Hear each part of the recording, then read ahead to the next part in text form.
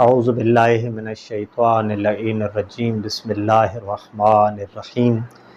الحمد للہ رب العالمین والصلاة والسلام علی اشرف الانبیاء والمرسلین وآلہ الطیبین الطاہرین المعصومین اما بعد فقد قال رسول اللہ صلی اللہ علیہ وآلہ وسلم بسم اللہ الرحمن الرحیم العبادت عشرۃ اجزاء تسعۃ اجزاء فی طلب الحلال۔ سامعین گرامی قدر و عزیزان محترم، بارگاہ پروردگار عالم میں دعا گو ہوں کہ اللہ رب العزت ہم سب کو رزق حلال کسب کرنے کی توفیق عطا فرمائے۔ آج جس موضوع کے متعلق آپ کی خدمت میں حاضر ہوا ہوں وہ ہے رزق حلال کی اہمیت اور ان کی برکات۔ قرآن مجید میں تقریباً 34 مرتبہ رزق حلال کی بات ہوئی ہے۔ رزق کے متعلق اللہ رب العزت نے قرآن مجید کے اندر ذکر فرمایا ہے۔ سب سے پہلے رزق کی ڈیفینیشن کیا ہے، رزق کی تعریف کیا ہے اور رزق کسے کہتے ہیں۔ علماء نے بیان کیا ہے کہ ہر وہ چیز جو خداوند تبارک و تعالیٰ کی جانب سے عطا ہو، اس کا تعلق اس دنیا سے ہو یا آخرت سے ہو، اسے رزق کہتے ہیں۔ یہ ضروری نہیں ہے کہ انسان اس دنیا میں رہتا ہے تو یہ سمجھ بیٹھے کہ اس دنیا میں ہی مجھے رزق ملنا ہے، اس دنیا میں ہی مجھے رزق کے لیے کوشش اور اسٹرگل کرنی ہے، نہیں، بلکہ اس دنیا کے علاوہ آخرت میں بھی اسی رزق کا کانسیپٹ، تصور اور ایک حقیقت موجود ہے اور اس دنیا میں بھی موجود ہے۔ اسی لیے کہا گیا ہے کہ آپ رزق کی تلاش کریں اور رزق حلال کی تلاش کو زیادہ تاکید کے ساتھ بیان کیا گیا ہے۔ مثلاً قرآن مجید کے اندر ہے کہ بل احیاء عند ربہم یرزقون، کہتے ہیں کہ شہداء کے متعلق بھی ہے، مومنین کے متعلق بھی ہے کہ وہ خدا کی بارگاہ میں حاضر ہیں، خدا کی بارگاہ میں زندہ ہیں اور خدا کے ہاں سے رزق حاصل کرتے ہیں۔ اس کا مطلب یہ ہوا کہ رزق کا جو تصور ہم اور آپ کے ذہن میں اس دنیا کے ساتھ مخصوص ہے، بلکہ خداوند تبارک و تعالیٰ نے ہمیں یہ بھی بتایا کہ رزق کا تعلق فقط اس دنیا سے نہیں ہے، بلکہ آخرت میں بھی جو لوگ اس دنیا سے چلے جاتے ہیں شہداء کی صورت میں، مومنین کی صورت میں یا دیگر جو بھی یہاں سے نکلتے ہیں جاتے ہیں، تو اللہ رب العزت ان کے لیے بھی رزق کا اہتمام کیا ہوا ہے۔ تو اس آیت کریمہ سے یہ ہمیں سبق ملتا ہے کہ رزق کا جو تصور ہمارے ذہن میں ہے اس مادی دنیا میں، اللہ رب العزت فرماتے ہیں کہ نہیں، آخرت میں بھی اس رزق کا تصور اور کانسیپٹ اور ایک حقیقت موجود ہے۔ مولا متقین علی بن ابی طالب علیہ السلام فرماتے ہیں کہ رزق کے 2 قسم ہیں۔ اب یہاں پہ بہت ہی دلچسپ ایک حدیث ہے امام کی، جس میں امام فرماتے ہیں کہ رزق کے 2 قسم ہیں۔ ایک وہ رزق ہے جس کو آپ تلاش کرتے ہو، آپ اس کے لیے صحیح کرتے ہو، آپ اس کے لیے اسٹرگل کرتے ہو، کوشش کرتے ہو کہ میں اپنے لیے، اپنے بچوں کے لیے رزق کو حاصل کر لوں۔ ایک قسم کا یہ ہے جو ہم سب جانتے ہیں۔ دوسرا قسم یہ ہے کہ ایسا رزق ہے جو آپ کو تلاش کرتا ہے۔ اس کا مطلب کہ امام فرماتے ہیں کہ فقط آپ رزق کو تھوڑی تلاش کرتے ہیں، کچھ ایسے رزق بھی ہیں جو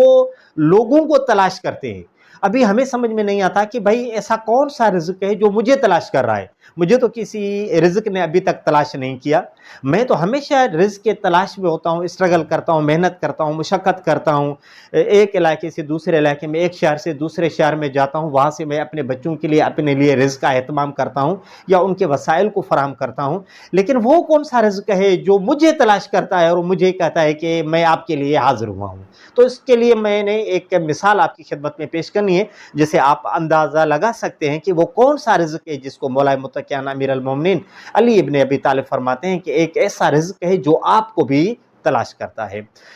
ہم اپنی زندگی میں دیکھتے ہیں، ہم اپنی زندگی میں معاشرتی طور پر اپنے رشتہ داروں کے ساتھ میل جول میں، اپنے دوست احباب کے ساتھ جب زندگی بسر کرتے ہیں تو ہمیں کچھ ایسے مواقع ملتے ہیں، ایسے شواہد ملتے ہیں یا ایسے تجربات ہوتے ہیں جس سے سن کر جس سے ہم اس پریکٹیکلی لائف سے ہوتے ہوئے ہم تھوڑا سا مطلب تعجب میں آ جاتے ہیں۔ مثال کے طور پر ایک شخص ہے جس کو کچھ پتہ نہیں تھا کہ میرے والدین کی یا میرے دادا دادی کی طرف سے مجھے کچھ پراپرٹی ملنی تھی، کوئی پلاٹ تھا، کوئی زمین تھی یا کوئی اس طرح کی چیز ملنی تھی۔ وہ بیچارہ اپنی زندگی کو روٹین کے مطابق بسر کر رہا تھا۔ اچانک اس کو پتہ چلا کہ بھائی فلاں جگہ پہ آپ کے بابا کی پراپرٹی ہے یا آپ کے دادا کی پراپرٹی تھی، اس میں آپ کا بھی اتنا حصہ مل رہا ہے۔ تو وہ ادھر پہنچا تو اس کو اچھی خاصی رقم مل گئی کہ ہاں بھائی یہ تو میری ہے، اور اس میں اسے بھی حصہ مل گیا۔ یا اسی طرح سے کبھی کوئی بندہ مثلا کسی کو گفٹ کے طور پر کچھ اچانک دے دیتا ہے، کسی کو ہدیے کے طور پر دے دیتا ہے، یا اسی طرح کے مواقع آ جاتے ہیں جہاں پہ اس انسان کے لیے ایک رزق کا یا ایک مال و دولت کا اضافہ ہو جاتا ہے۔ تو امام فرماتے ہیں جو اس طرح کے یہ جو مواقع ہیں جو آپ کو تلاش کرتے ہیں، کبھی اس طرح کی نوبت آ جائے تاکہ آپ کو کچھ ایسا گفٹ دیا جائے، ایک آپ کو ایسی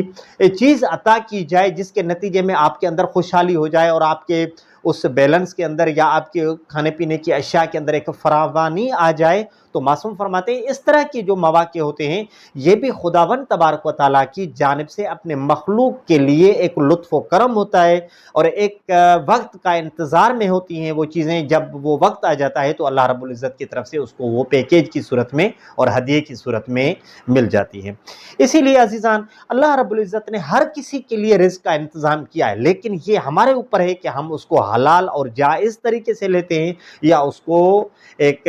غیر جائز طریقے سے، ایک ناجائز طریقے سے اس کو اپنے لیے کسب کرتے ہیں۔ اسی لیے رسول اکرم کی ایک حدیث جس کی تلاوت آپ کے خدمت میں پیش کی، رسول اکرم فرماتے ہیں کہ العبادت عشرۃ اجزاء، عبادت کے 10 اجزاء ہیں، ایک عبادت کے 10 جز ہیں، اس میں سے 9 اجزاء فی طلب الحلال، کہ 9 اجزاء اس عبادت کے 10 اجزاء ہیں، اس میں سے 9 اجزاء جو ہیں وہ رزق حلال پر مشتمل ہے۔ آپ اسے اندازہ لگائیں کہ رزق حلال کی خداوند تبارک و تعالیٰ نے اور ان کے حبیب نے کس طرح سے تاکید کی ہے، کس طرح اس رزق حلال کی اہمیت کو بیان کیا ہے کہ عبادت کے 10 اجزاء ہیں، اس میں سے 9 اجزاء رزق حلال پر مشتمل ہے۔ اب آئیے میں آپ کو تھوڑا سا ایک اپنی روٹین کی زندگی جو معاشرتی زندگی ہے اس کی طرف متوجہ کر کے اس رزق کی افادیت اور اس کی اہمیت کو بیان کرتا ہوں کہ ہمارا یہ ایک عقیدہ ہے کہ اسلام ایک نظام حیات کے طور پر ہے۔ اسلام میں اللہ رب العزت نے انسان کے لیے ہر اس چیز کا ذکر کیا ہے جو تر ہو اور خشک ہو۔ قرآن مجید میں بھی ہے کہ لا رطب ولا یابس الا فی کتاب مبین، کہ اللہ رب العزت نے انسان کے لیے ہر تر اور خشک کا ذکر اس قرآن مجید کے اندر کیا ہے۔ فقط کوئی یہ نہ سمجھے کہ اللہ نے عبادات کو زیادہ اہمیت دی ہے کہ عبادت کرو، نماز کو وقت پہ پڑھو، روزے رکھو، زکوٰۃ، حج وغیرہ، یہ جو ایک عبادتیں ہیں جس کو ہم عبادت کہتے ہیں کہ انہی کو عبادت کے ایک پیراگراف میں یا اس کی لائن میں ہم شمار کرتے ہیں، بلکہ اللہ رب العزت نے دیگر کاموں کو جو آپ اور ہم اپنے ایک معیار کے مطابق، اپنی روٹین کے مطابق کام کرتے ہیں، اگر ان چیزوں کے اندر قصد قربت ہو، خدا کی رضایت مطلوب ہو، تو اللہ رب العزت نے ان چیزوں کو بھی عبادت کا درجہ دیا ہے، بلکہ ان کی عظمت اور اہمیت کو ہماری جو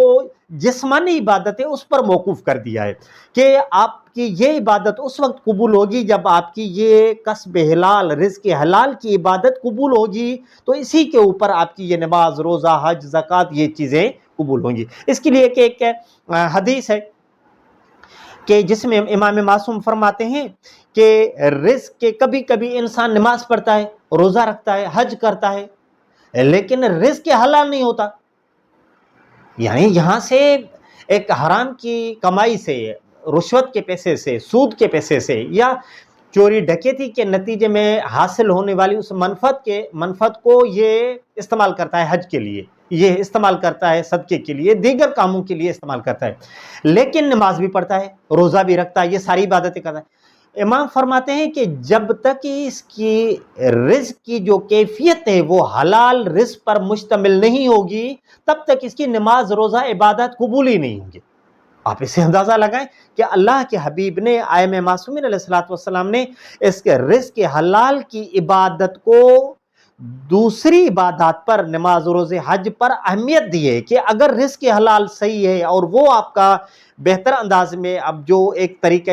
طریقہ موجود ہے شریعت نے بیان کیا اسی کے مطابق ہے تو آپ کی نماز روزہ بھی قبول ہوگا. اگر آپ کا رزق حلال صحیح نہیں ہے تو آپ کی نماز روزہ اور دیگر عبادات قابل قبول نہیں ہوگی. ہمیں کربلا کی تاریخ میں ایک بہترین جملہ امام حسین علیہ السلام کا اسی موضوع کے مناسبت سے ملتا ہے.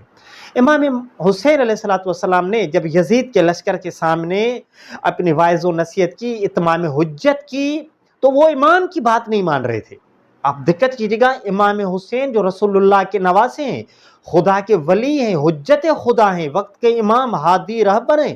وہ جب تبلیغ کرتے ہیں، وہ جب بات کرتے ہیں تو سامنے دشمن جو ہے وہ ان کی بات پر دھیان نہیں دیتا، اس پر توجہ نہیں دیتا، اس پر عمل نہیں کرتا. امام علیہ السلام نے اس وقت اس کی علت کو بیان کیا. امام نے فرمایا کہ مجھے معلوم ہے کہ آپ میری بات پر عمل نہیں کریں گے. کیوں نہیں کریں گے؟ امام نے فرمایا اس لیے کہ آپ کے شکم کے اندر، آپ کے پیٹ کے اندر حرام کا لقمہ ڈلا ہوا ہے. رزق حلال نہ ہونے کی وجہ سے، حرام رزق کی وجہ سے آپ کو خدا کے ولی، خدا کی حجت کا ذکر اور اس کی واعظ و نصیحت بھی آپ کے اوپر اثر انداز نہیں ہوگی. اس سے کیا سبق ملتا ہے؟ اس سے یہ سبق ملتا ہے کہ اگر انسان رزق حلال تلاش نہیں کرتا، اپنے لیے، اپنے بچوں کے لیے رزق حلال کا اہتمام نہیں کرتا تو اس کی دیگر عبادات بھی قبول نہیں ہوتی. حتیٰ کہ امام جو اس وقت کا نائب خدا ہے، حجت خدا ہے، اس کی واعظ و نصیحت بھی اس کے اوپر کوئی اثر نہیں کرتی. تو اس سے ہمیں یہ سبق ملتا ہے کہ ہمیں رزق حلال کے لیے بہت ہی محنت اور مشقت کی ضرورت ہے. قرآن مجید نے حکم دیا ہے کہ یا ایھا الذین، بلکہ یا ایھا الناس کلوا مما فی الارض حلالا طیبا، اے انسانوں کھاؤ پیو اس چیز کو جو آپ کے لیے زمین میں موجود ہے، زمین سے اگتی ہے، اس چیز کو آپ استعمال کرو، لیکن حلال اور جائز طریقے سے، پاک و پاکیزہ طریقے سے آپ ان چیزوں کو حاصل کرو اور اپنے لیے، اپنے بچوں کے لیے ان چیزوں کو آپ استعمال کرو. اس سے یہ بھی ہمیں سبق ملتا ہے کہ انسان اگر رزق حلال کے لیے اسٹرگل کرتا ہے، اس کے لیے کوشش کرتا ہے، تو اللہ رب العزت اس کو دوست رکھتا ہے. مثلا ایک حدیث ہم رسول اللہ اکرم کی سنتے رہتے ہیں. رسول اکرم فرماتے ہیں القاسب حبیب اللہ، یعنی محنت کرنے والا، مشقت کرنے والا، ایک دہاڑی دار انسان، ایک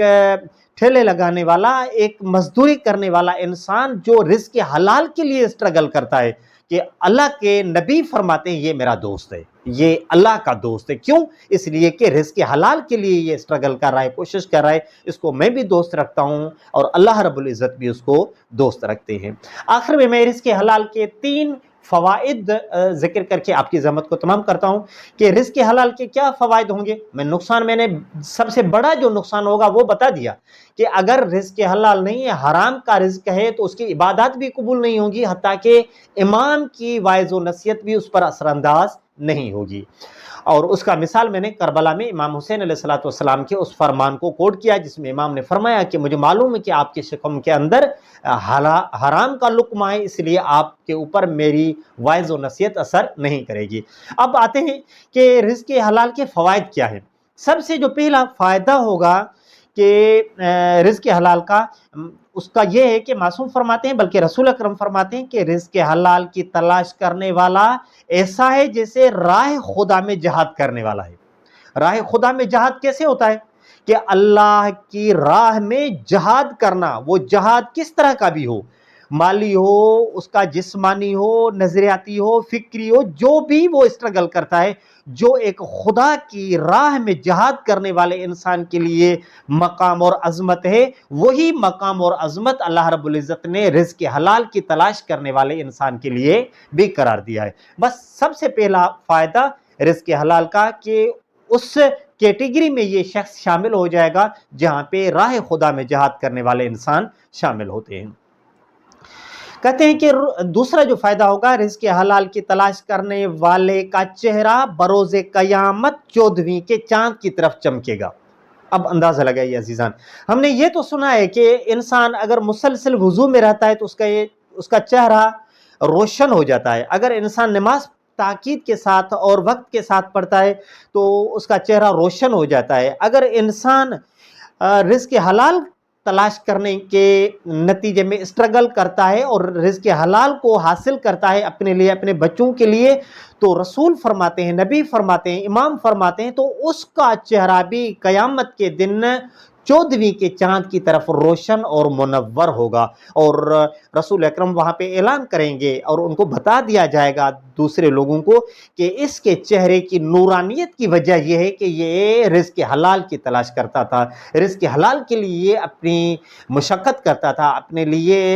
एक स्ट्रगल करता था ताकि किसी न किसी तरह से जायज़ और शरई तौर पर जो मेरे लिए हलाल है उस रिज़्क़ को मैं अपने लिए, अपने बच्चों के लिए हासिल कर सकूँ।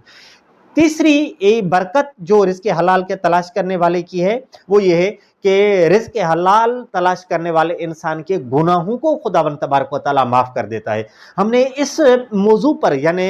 गुनाहों की बख्शिश पर और भी काफ़ी रिवायात का हमने मुताला किया है, आपने सुनी होंगी कि अगर ये काम इंसान करता है, मिसाल मौला अली की मोहब्बत के लिए कहा गया कि जिस शख्स के लिए अंदर अली अलैहिस्सलातु वस्सलाम की मोहब्बत होगी तो उसके गुनाहों को अल्लाह रब्बुल इज़्ज़त माफ़ कर देगा। तो जहाँ पे मौला अली की मोहब्बत और उसका नतीजा के गुनाहों की मग़फ़रत का सबब बनती है, तो यहाँ पर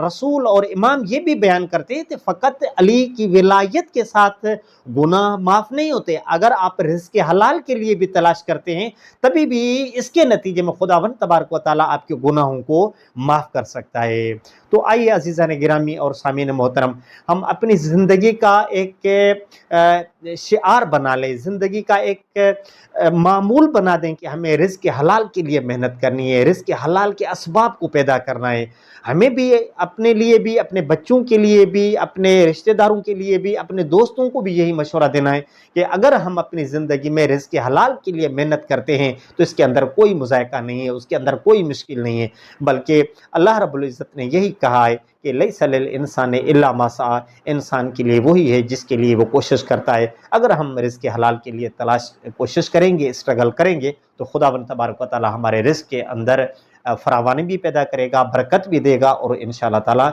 हमें उससे रिज़्क़ के फ़वाइद भी हासिल हो जाएंगे। दुआ है कि अल्लाह रब्बुल इज़्ज़त हम सबको रिज़्क़ हलाल को तलाश करने और उसी की स्ट्रगल करने की तौफ़ीक़ अता फ़रमाए। वस्सलामु अलैकुम व रहमतुल्लाहि व बरकातुहू।